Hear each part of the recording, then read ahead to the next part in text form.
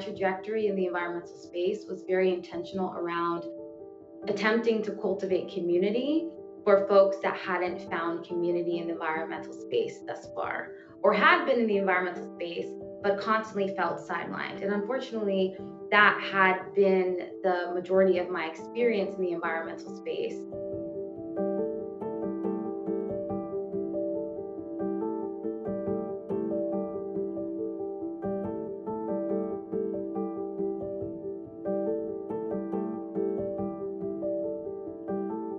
I constantly found myself in circumstances where not only was I the youngest person in the room, was the only Black person in the room, was the only Black girl in the room, and usually the only person of color, because I constantly felt like being a part of the community, but also educating the community as to why it was problematic that there was only one of me, educating the community about environmental justice and how important integrating an equity lens in our work would be. I felt like I was spending so much of my time and intellectual and emotional labor towards educating people rather than doing the work that I really wanted to do.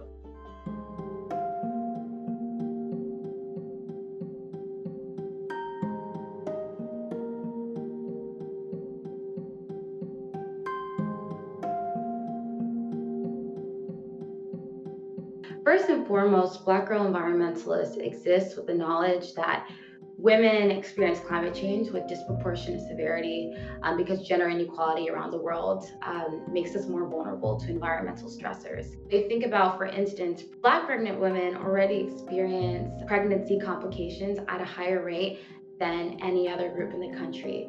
So when you add in the complications that can and do come from exposure to toxic pollution like air pollution or exposure to a toxic waste plant or even high temperatures, that's essentially a cocktail for even higher mortality rate. Climate change and its impacts are intensifying existing social inequities.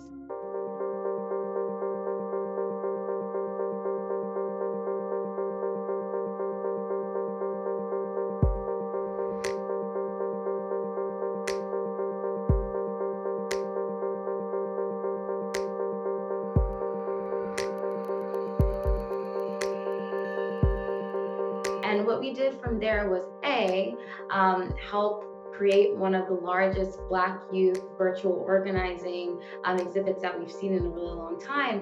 But B, that also allowed for all the organizations involved to cultivate even more community around Black environmentalists. And we were able to just meet so many different people around the world. We're trying to get as many Black girls, Black women, Black non-binary environmentalists together to organize virtually and eventually in person to cultivate community and to talk about our unique experiences and our unique expertise as it relates to climate change.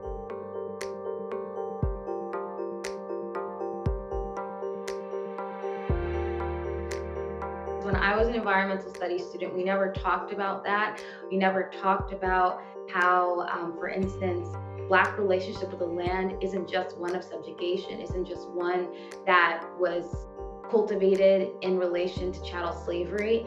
It existed long before that. And I already knew that as someone that is an immigrant of a long line of farmers. And as a student, sitting down in class and only hearing your representation as being one of subjugation, that isn't the full story.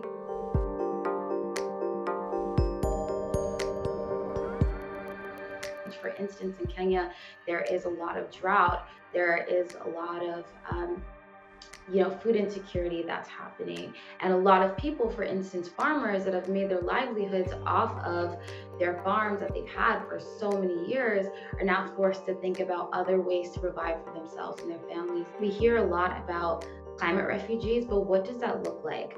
A lot of times when people talk about folks that immigrate to the US, they think about, okay, people are leaving their homelands for better opportunity. But what is better opportunity, right?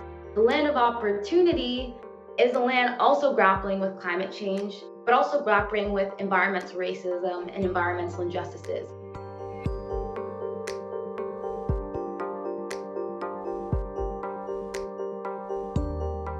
We're not victims at all. In fact, we are leaders because If we already know the issues, right, we're already coming up with solutions to survive. Those should be the people that are leading the way.